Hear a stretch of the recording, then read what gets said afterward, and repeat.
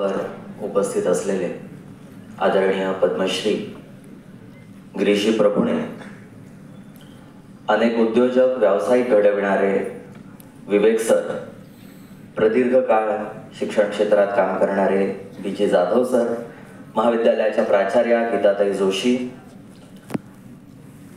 व्यासपीठावरील सर्व मान्यवर आणि व्यासपीठाच्या समोर बसलेल्या सगळे मान्यवर यांना माझा मनपूर्वक नमस्कार. खरं तर मी विचार करत होतो की इंडक्शन प्रोग्राम कोणाचा चालू आहे आणि क्षणभर मला वाटलं की माझाच इंडक्शन प्रोग्राम चालू आहे. दोन दिग्गज बसलेत बाजूला आणि मध्ये मला बसवलंय, त्यामुळे माझा एक इंडक्शन प्रोग्राम चालू आहे असं वाटलं. इंडक्शनचा अर्थ तापवणं, इंडक्शनचा अर्थ काहीतरी भरणं, आणि असं चांगलं भरण पोषण या दोघांच्या दिग्गज व्यक्तिमत्वांच्या सहवासात माझं होतं असं मला वाटलं. दोघंही उद्योजक घडवणारे, कौशल्य या विषयात काम करणारे, आणि मी तसा त्या मानानं पुष्कळ लहान आहे, त्यामुळे मी थोडासा सूत्रसंचालकांनी सांगितलं मार्गदर्शन, पण मी माझे काही अनुभव तुमच्या सगळ्यांशी शेअर करणार आहे आणि 4 गोष्टी युक्तीच्या सांगेन किंवा ज्ञानते सांगतो पुन्हा असं मी म्हणेन, आणि जे काही आठवलं स्मरलं तुम्हाला सगळ्यांना बघून ते थोडक्यात सांगायचा प्रयत्न करतो. खरं तर इथे आल्यानंतर मला गिरीशींना भेटल्या मयुरेश दादाची आठवण झाली. गिरीशींचा मुलगा तो उत्तम पत्रकार आहे, विज्ञान विषयात त्याची विशेष गती आहे, आणि दादामुळे मला खगोलशास्त्राची आवड लागली बरं का. आणि केव्हा तरी शाळेत असताना ISROचा अभ्यास करायला पाहिजे असं दादाच्या बोलण्यात आलं, मयुरेश दादाच्या, आणि मी ISROची गोष्ट वाचायला लागलो. आणि ती गोष्ट वाचता वाचता विज्ञान हा मी शाळेत असताना माझा एकदम नावडीचा विषय होता, आणि तरी सुद्धा ते ISRO मुळे मला जरा त्याच्यात रस उत्पन्न झाला. मी अभ्यास करायला लागलो, आणि मग ज्ञानप्रबोधिनीच्या युवक विभागामध्ये आल्यानंतर आमची युथ विंग असते, ते युथ विंग मध्ये आल्यानंतर मला सांगितलं की जरा ISROची गोष्ट सांग सगळ्यांना.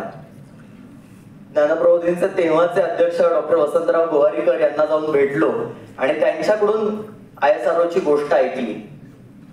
त्या गोष्टीतले भरपूर किस्से प्रसंग सांगण्यासारखे आहेत, पण एक प्रसंग मी निवडलाय. 1983 साली भारताचं पहिलं SLV सॅटेलाइट लॉन्च व्हेइकल आपण यशस्वीरित्या अवकाशामध्ये सोडलं, आणि त्याच्या आधी 10 वर्ष 1973 साली आपण हाच प्रयोग केला. SLV सॅटेलाइट लॉन्च व्हेइकल आपलं स्वतःचं स्वदेशी बनावटीचं असं आपल्याला अवकाशामध्ये सोडायचं होतं. ते इतकं सोपं नव्हतं. मी सायन्सचा विद्यार्थी नसल्यामुळे मी जरा वेगळ्या शब्दात सांगतो, माझ्या शब्दात चहा बनवण्या इतकं ते सोपं नव्हतं, फारच अवघड काम होतं. आणि हे अवघड काम करायला आपल्याकडे काय काय नव्हतं याची भली मोठी यादी दिली आहे. ती यादी वाचली मी सगळी, त्याच्यात भरपूर टेक्निकल गोष्टी होत्या, पण सगळ्यात शेवटी एक वाक्य होतं त्यातलं की हे सगळं काम करायला आमच्याकडे माणसं सुद्धा नाहीत, आणि ती सुद्धा मिळवायची आहेत इथपासून तयारी होती. आणि त्यामुळे देशभर आवाहन करण्यात आलं युवकांना की तुम्ही या, आपण मिळून शिकूया आणि मग आपलं स्वतःचं सॅटेलाइट लॉन्च व्हेइकल तयार करूया.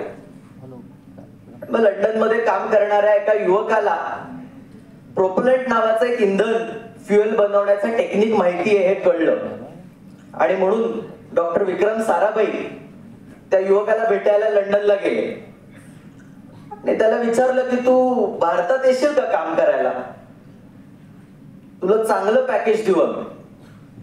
तर लंडन मध्ये काम करणाऱ्या माणसाला 1973-74 सालामध्ये असं काय पॅकेज भारतात मिळणार. त्यांनी विचारलं की काय पॅकेज देणार. त्यांनी विचारलं की तुला इथं काय पॅकेज आहे, लंडन मध्ये काय पॅकेज आहे कामाचं. तर त्यांनी सांगितलं 7,000 पाऊंड मला साधारणपणे वर्षाला मिळतात. तर विक्रम साराभाई मनातल्या मनात हसले असतील.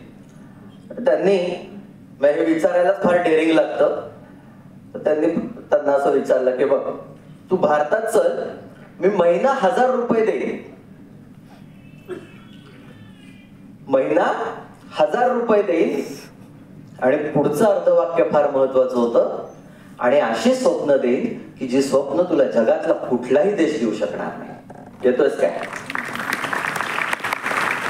विचारायला जितकं डेअरिंग लागतं मित्रांनो, त्याच्यापेक्षा जास्त हो म्हणायला लागतं. तो तरुण हो म्हणाला, भारतात आला आणि थुंबामध्ये त्याला काम करायला सांगितलं. मला वाटलं ISRO ची प्रयोगशाळा म्हणजे अशी मस्त लॅविश बिल्डिंग असेल, सरांनी मगाशी सांगितलं तशी 7 मजली.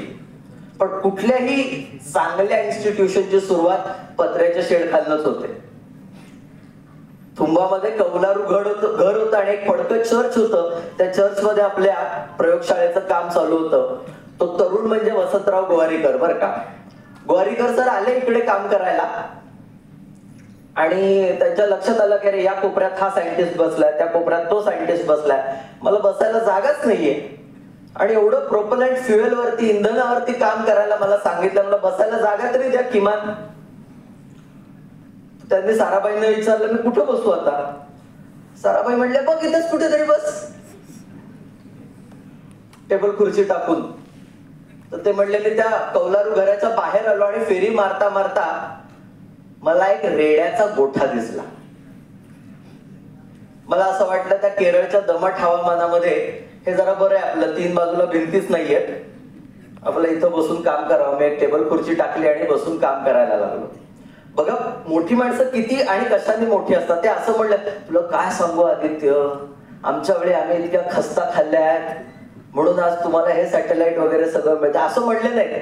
त्यांनी स्वतःवरतीच एक जोक केला. ते काय म्हणाले माहितीये, ते म्हणाले अरे मला इतका छान गोठा मिळाला, आधी 4 पायाचा रेडा तिथं इंधन निर्मिती करत होता, आता 2 पायाचा रेडा तिथं इंधन निर्मिती करायला आला होता. मराठी भाषेची इतकी वाट लागली का हा जोक समजावून सांगायला कदाचित पुढचा अर्धा तास लागू शकतो. ज्यांना समजला त्यांना समजला. पण अशी माणसं आपल्या देशाला मिळणं हे आपलं फार मोठं भाग्य आहे. ते कुठल्या वेतन आयोगासाठी रुसून हटू बसले नाहीत. मला टेबल खुर्ची द्या, एसी द्या, मग मी काम करेन असं म्हणले नाही. त्यांनी कामाला सुरुवात केली. असं तळमळीनं काम करणाऱ्या माणसांची आपल्याला सगळ्यांना गरज आहे. ज्या विकसित भारताचा सरांनी मगाशी उल्लेख केला, तो सहजासहजी होणार नाहीये. तो माणसांमुळे होणार आहे, तुमच्या माझ्यामुळे होणार आहे, आपल्या कर्तृत्वामुळे होणार आहे. आणि म्हणून आपण शिकायचं असतं. हे कर्तृत्व घडवण्यासाठी 6 गोष्टी सांगणारे, 6 कॅप्सूल्स ऑफ पर्सनॅलिटी डेव्हलपमेंट, असं आपण सोप्या भाषेत त्याचा अर्थ लक्षात घेऊया. हे जे 10 वर्षांच्या गॅपनी SLVचं उड्डाण झालं आणि पहिलं उड्डाण जे अयशस्वी झालं ते कशामुळे झालं याचा मी शोध घेतला. भरपूर टेक्निकल व्याख्या त्याच्यात दिलेल्या आहेत, पण मला जे समजलं ते सांगतो. तुम्ही त्या सॅटेलाइट वरती जातानाचं काउंटडाऊन पाहिलं असेल ना, 10, 9, 8, 7, 6, 5, 4, 3, 2, 1, मग एक मोठा आवाज होतो आणि गुरुत्वाकर्षणाच्या विरुद्ध दिशेने अवकाशामध्ये अख्खं यान झेपावतं. साधा एक चेंडू आकाशात टाकणं आपल्याला जोर लावून टाकावा लागतो आणि तरी तो खालीच येतो कितीही जोर लावला तरी. असं काहीतरी बनवायचं की जर पुन्हा खाली येणार नाही, अवकाशात जाईल आणि आपल्या आपल्या कक्षेत फिरत राहील. अवघड चॅलेंज होतं. नुकताच स्वतंत्र झालेल्या भारत देशाला अवघड चॅलेंज होतं हे. पण ते 1973 साली थोडंसं यशस्वी झालं. त्याचं कारण नंतर मला असं कळलं वाचल्यानंतर की अवकाशात गेल्यानंतर 10व्या मिनिटाला एक मोठा स्फोट झाला त्या यानाचा आणि ते राखून कोसळलं. का असं झालं म्हणे, तर ते जे इंधन होतं त्या इंधनाच्या टाकीचा एक स्क्रू असेंबल करताना अर्धा मिलीमीटर गोल फिरवायचा राहिला होता. त्यातनं इंधन गळती झाली, हवेशी संपर्क आला आणि स्फोट झाला. हा अर्धा मिलीमीटर फार महत्वाचा असतो. असं रेडी आता ते आता यान आता अवकाशात जाणार आहे आणि काउंटडाऊन सुरू झालंय. ते यानाची जी स्थिती आहे की प्रचंड ऊर्जा आहे, त्याच्यात प्रचंड एनर्जी आहे. ते योग्य दिशेने योग्य गतीने जर गेलं, योग्य कक्षेत जर फिरलं तर हजारोंचं लाखोंचं कल्याण होईल. इतकी ताकद त्या सॅटेलाइट मध्ये असते. आज तुमच्या सगळ्यांचं वय त्या सॅटेलाइटच्या यानाच्या अवस्थेसारखे आणि काउंटडाऊन सुरू झालंय. अर्ध्या मिलीमीटरची चूक होता कामा नये हे लक्षात ठेवा मित्रांनो. ते अर्ध्या मिलीमीटरची चूक कशात नव्हते. एक छान संस्कृत श्लोक आहे, व्यसनानि संति बहूनि. खूप व्यसन आहेत. व्यसन द्वयमेव केवलम व्यसनम, 2च व्यसनं असली पाहिजेत. विद्याभ्यसनम व्यसनम अथवा हरिपाद सेवनम व्यसनम. दोनच प्रकारची व्यसनं असली पाहिजेत, विद्याभ्यास करणं अथवा हरिपाद सेवनम व्यसनम, किंवा देवाचं नाव घेणं. ही दोनच व्यसनं असली पाहिजेत. कशी लागणार ही दोन व्यसनं? हीच सगळ्यात अवघड गोष्ट आहे. सगळं खरं आहे पण अवघड आहे हो. कळतंय का? कळतंय पण वळत नाही, जमत नाही. म्हणून त्याच्यासाठी 6 गोष्टी आपण सगळ्यांनी लक्षात ठेवूयात, 6 पॉइंट्स लक्षात ठेवूयात आणि आपली पर्सनॅलिटी चांगली करूयात, असं आपल्याला सगळ्यांना मी आवाहन करतो. पहिला पॉइंट आहे त्यातला, जो आता 5000 वर्षांपूर्वी आपल्या भगवंतानं आपल्याला सांगितलाय. त्याला माहिती होतं ही सगळी पिढी पुढे जाऊन काय करणार आहे? रील्स बघणार आहे रात्री 12:30-1 नंतर सुद्धा, पिझ्झा बर्गर खाणार आहे, सँडविच एक्सप्रेस मध्ये जाणार आहेत, वगैरे वगैरे वगैरे. म्हणून त्यांनी ओळखून त्या अर्जुनाला असं सांगितलं की अर्जुना, जर सगळ्या दुःखांपासून दूर राहायचं असेल तर एक काम कर म्हणाला.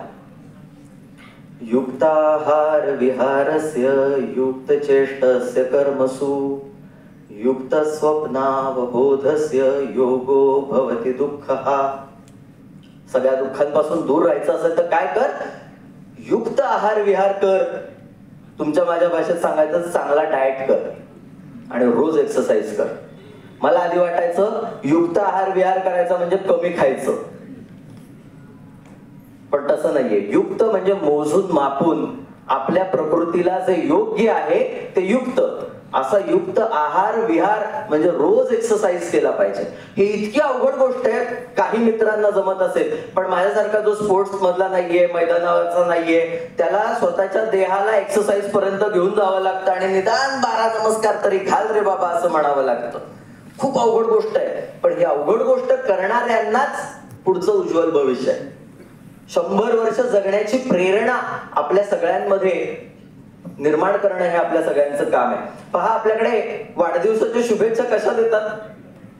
कोणी सांगेल का? काय म्हणतो आपण? हॅपी बर्थडे, आजचा दिवस आनंदात जावा. पण खरी भारतीय पद्धत काय? जीवेत शरद शतम. लहानपणी फ्लेक्स वरती ते जीवेत शरद शतम असं वाचलं की मला वाटायचं शरद नावाचा माणूस 100 वर्ष जगावा अशी सगळ्यांची इच्छा आहे. खरं होतं की काय काय माहितीये. नंतर हळूहळू मला कळलं की जीवेत शरद शतम, शरद ऋतू हा अत्यंत प्लेझंट ऋतू आहे. 100 वर्ष जग, पण कसा जग?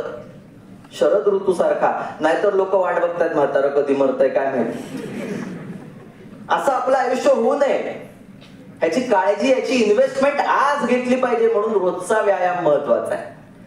ते अर्धच वाक्य माहितीये, जीवेत शरद शतम, नंदाम शरद शतम, मोदाम शरद शतम. कार्यरत राहून जग, क्षण क्षण काम करता आलं पाहिजे आपल्याला. मग ते कसं जमणार? तर पहिला उपवास करायचा आहे आपल्याला सगळ्यांना, युक्ताहार विहाराचा उपवास. म्हणजे काय? चांगला डाएट आणि रोजचा व्यायाम, या सगळ्या बरोबर रोजची चांगली झोप. झोपायला कोणाला नाही आवडत? सगळ्यांना आवडतं. पण वेळेत झोपायचं आणि वेळेत उठायचं हे फार अवघड काम असतं. आपण सगळेजण करून बघूयात. दुसरा पॉइंट, पहिला पॉइंट लक्षात ठेवा, युक्ताहार. ती औषधाची नावं कशी अवघड असतात, आपल्याला काही कळत नाही म्हणून ते आपण घेतो. काय कळत नाही होतं घेऊया. तसं मी जरा अवघड नावं दिलेत माझ्या पॉइंटला. युक्ताहार म्हणजे घ्याल तुम्ही. दुसरा इंद्रिय संयमन. आपल्याला सगळ्यांना इंद्रिय संयमन म्हणजे 3 माकडं माहिती आहेत, बरोबर ना? आज वेगळं ऐकूयात आपण. आपल्याकडे भारतीय पद्धत अशी आहे, आमच्या कानांनी शुभ वचन ऐकावं, शुभ बघावं आणि शुभ बोलावं. इंद्रिय संयमन. ताबा ठेवायचा म्हणजे काय करायचं? तर वाईट बघायचं नाही, वाईट बोलायचं नाही, वाईट ऐकायचं नाही असं नाहीये. चांगलं बघायचं, चांगलं बोलायचं, चांगलंच ऐकायचं. त्यातनं हा संयम साधला जाईल. त्यातनं आपल्या इंद्रियांची शक्ती वाढते, आपल्या कामाची शक्ती वाढते. तिसरं आहे स्वाध्याय आणि प्रवचन.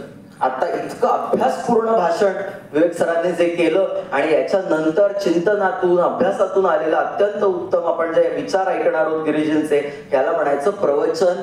स्वाध्याय प्रवचन, अभ्यासपूर्वक बोलणं, अभ्यासोनी प्रकटावे. तर जो सिलेबस आहे तो तर करायचंच आहे. त्याच्या पलीकडे स्वाध्याय, मी कोण आहे, कशासाठी आहे, कशाला जन्माला आलोय आणि आयुष्याचं सार्थक कशात आहे हा प्रश्न विचारायचा, हेच योग्य वय आहे. 60व्या वर्षी ज्ञानेश्वरी हातात घेऊन बसला तर काही फार उपयोग होणार नाही. आज प्रश्न विचारला पाहिजे की मी का जगतोय. मी 11वीत असताना मला माझ्या गुरुजींनी हा प्रश्न विचारला. फारच अवघड प्रश्न होता. 11वीतल्या मुलाला हा प्रश्न विचारूच नाही असं मला वाटतं, पण मुद्दाम जाहीर सांगतो तो प्रश्न. त्यांनी मला विचारलं, का हो, केव्हा ठरवलंय की आपलं मरण हे सुखाचं होईल असं. मला प्रश्न कळायलाच 15 वर्ष लागली. 11वीत कोण विचारतं का मरण सुखाचं होईल. मरायचं काय 11वीत, कशात काय नाही अजून. आणि म्हणजे फुलपाखराचं वगैरे वय आपलं 11वी-12वीचं, आणि हे काय मरणाच्या गोष्टी करतात असं मला वाटलं. पण हा प्रश्न फार महत्वाचा आहे की मरण येत नाही म्हणून जगतोय का, माझ्या जगण्याला काही अर्थ आहे, हा प्रश्न स्वतःला विचारायचा असतो. आणि त्यासाठी पुढचा शब्द आहे, पुढची कॅप्सूल आहे उपासना, मेडिटेशन. रोज डोळे मिटून स्वतःकडे बघितलं पाहिजे. आरशात जसं आपण बघतो सगळं जागेवर आहे ना, केस वगैरे, तसं रोज डोळे मिटून आतमध्ये बघितलं पाहिजे, सगळं जागेवर आहे ना, काय हल्लेलं नाही ना, काही चुकत नाहीये ना, बरोबर आहे ना, मी बरोबर ट्रॅकवर आहे ना, हे बघण्यासाठी रोजची उपासना. उपासना म्हणजे देवाची करा, एनर्जीची करा, पण डोळे मिटून स्वतःकडे बघा. दैनंदिन उपासना. आणि हे सगळं करणं थोडंच अवघड असतं, म्हणून पुढचा शब्द आहे सद्गुरु सेवा. सद्गुरु मिळणंच कठीण झालेलं आहे आज. त्यांची सेवा कशी करायची. पण समोर बसलेले तुमचे सगळे फॅकल्टी मेंबर्स, समोर बसलेली सगळी मंडळी ही सद्गुरु आहेत. मला माझ्या गुरुजींनी सांगितलं सद्गुरूंची सेवा करायची म्हणजे काय. माझ्या डोळ्यासमोर चित्र उभं राहिलं की त्यांची सेवा करायची म्हणजे त्यांचे पाय चेपीत बसायचं आणि त्यांना पाणी आणून द्यायचं वगैरे वगैरे, सेवा करायची. तर त्यांनी आम्हाला असं सांगितलं, वर्गामध्ये आम्ही बसलेलो होतो, त्यांनी असं सांगितलं की तुम्ही सगळ्यांनी आमच्या खांद्यावर उभं राहायचं म्हणजे सद्गुरु सेवा. मी इमॅजिन केलं, आमच्या वर्गात 56 मुलं होती. आमच्या गुरुजींचं काय होईल, 56 मुलं त्यांच्या खांद्यावर उभी राहिली तर.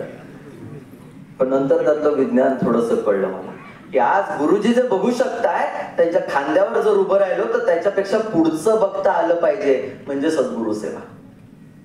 त्यामुळे हे सगळे जे फॅकल्टी मेंबर्स जे शिकवतील तुम्हाला, त्याच्यापेक्षा वरचं, त्याच्यापेक्षा पुढचं आपण सगळ्या जणांनी बघितलं पाहिजे, शिकलं पाहिजे. त्याच्यासाठी हे 5 शब्द सांगितलेत मी, परत रिपीट करतो. युक्ताहार विहार, इंद्रिय संयमन, स्वाध्याय प्रवचन, सद्गुरु सेवा, रोजची उपासना, आणि 6वा शब्द, हे सगळं केलं तरी इनकम्प्लीट राहील असा 6वा शब्द आहे देशाची पूजा, राष्ट्र अर्चना. स्वतःला जर मोठं व्हायचं असेल तर समाजासाठी काम करायचं असतं. हे मी काम करता करता शिकलोय. मी माझ्यात स्वतःत अनेक बदल जे करू शकलो. मी शाळेतला जर आदित्य पाहिला असतं तुम्ही तर एकदम चम्या, एकदम बावळट, एकदम वर्गात मागे राहणारा, अभ्यासात मागे राहणारा. पण म्हणजे अगदी सांगायला हरकत नाही, 11वीत मला MMCC ला ऍडमिशन नव्हती मिळाली, कमी मार्क आहेत म्हणून. पण काम करायचं समाजासाठी हे जेव्हा ठरवतो तेव्हा आपल्या स्वतःत बदल व्हायला लागतो.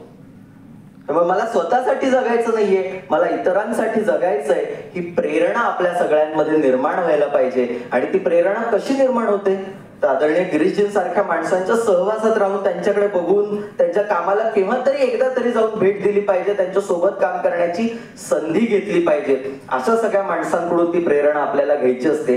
तेव्हा कुठे विकसित भारताचं स्वप्न आपण पूर्ण करू शकू. देशातल्या खेड्यापाड्यांमध्ये आपल्याला जाऊन पोहोचायचंय मंडळी.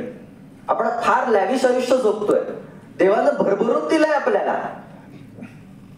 सगळे कर्मेंद्रिय एकदम जागेवर आहेत आणि सगळे कार्यरत आहेत. अजून काय पाहिजे. एवढ्या चांगल्या इन्स्टिट्यूशन मध्ये ऍडमिशन मिळाली, आता अजून काय पाहिजे.